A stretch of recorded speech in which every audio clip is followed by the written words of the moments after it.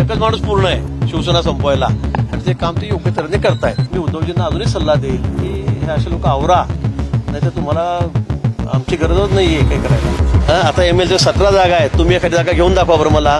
खातं सुद्धा उघडणार नाही तुमचं. माझा ईडी सीबीआयचा काही संबंध नाहीये. राऊतांनी केव्हाही यावं मला फोडून काढायला.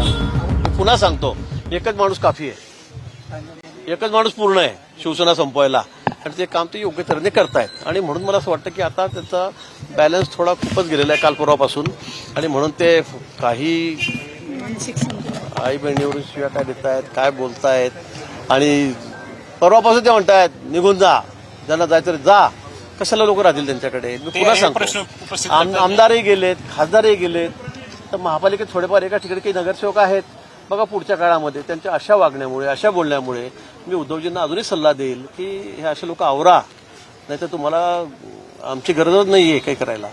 खासदारांना सुरक्षा का दिली असं ते म्हणतात की तुम्ही जो म्हटले होते की नाही, ते माझ्याबद्दल बोलतायत म्हणून मी सांगितलं. मी बिना पोलीस बंदोबस्ताचा माणूस आहे. राज्यामध्ये एकच मंत्री असा आहे की ज्याला पोलीस बंदोबस्त नाही. माझ्याबरोबर एकच हवालदार असतो. 3 लोकांच्या ड्युट्या 8 तासाच्या ते माझ्यासोबत असतात, माझ्या गाडीतही असतात, पूर्ण वेळ असतात. पण मी कुठले माझ्या मागे गाडी, पुढे गाडी, मला बंदोबस्त, मी पत्र देऊनच सांगून टाकतो निवडणूक झाली की मला कुठली कॅटेगरीमध्ये मला पोलीस बंदोबस्त नको. अपुरा पोलीस बंदोबस्त, मॅनपॉवर, गाड्या वाहनांची कमतरता, त्यामुळे मी बंदोबस्त घेत नाही. मी वारंवार सांगतोय. नाही, तुम्ही जे बोलले होते की ठाकरेंकडे राडा घालण्यासाठी देखील माणसं नाही, त्याला त्यांनी म्हटलं की मग खासदारांना तुम्ही सुरक्षा का दिली? स्वतः एकनाथ शिंदे खोटं आहे का? आता तसं राहिलंय का? तुमच्या मागे आमदार राहिलेले नाहीत, तुमच्या मागे आता 2-3 खासदार राहिलेले नाहीत, जनमत तुमच्या बाजूने नाही. नगरपालिका, महापालिकेमध्ये तुमची काय दशा झाली, काय अवस्था झाली हे तुम्ही या ठिकाणी बघितलेलं आहे. आता MLC 17 जागा आहेत, तुम्ही एखादी जागा घेऊन दाखवा बरं मला. खातं सुद्धा उघडणार नाही तुमचं. त्यामुळे तुमच्या मागे पुढेच नाही ना. नगरपालिकामध्ये काय आलं तुमचं? 0. महापालिकेमध्ये तुमचं काय 0 आहे. काय परफॉर्मन्स आहे? तुमच्या मागे खरंच कोणी राहिलेलं नाही. तुम्ही एकदा मागे उलटून बघा. तुम्हाला वाटतं हे समोरांना आपण बोललो म्हणजे सगळं महाराष्ट्र आपल्या मागे आहे का? पण तसं काही राहिलेलं नाही. काल देखील त्यांनी पत्रकार परिषदेत खासदारांना शिवराळ भाषाही वापरली. नाही, त्यांची भाषा इतकी खालच्या थराला गेलेली आहे, ते इतके घाण शिव्या देतात की सगळ्या भगिनी या ठिकाणी मी बोलू शकत नाही. पण एकंदरीत त्यांचं बोलणं, त्यांचं वागणं यामुळे ते लोकांना पटत. त्यांना असं वाटतं की मी किती चांगल्या शिव्या देतोय म्हणून. पण लोकांना, मतदारांना हे पटत नाहीये.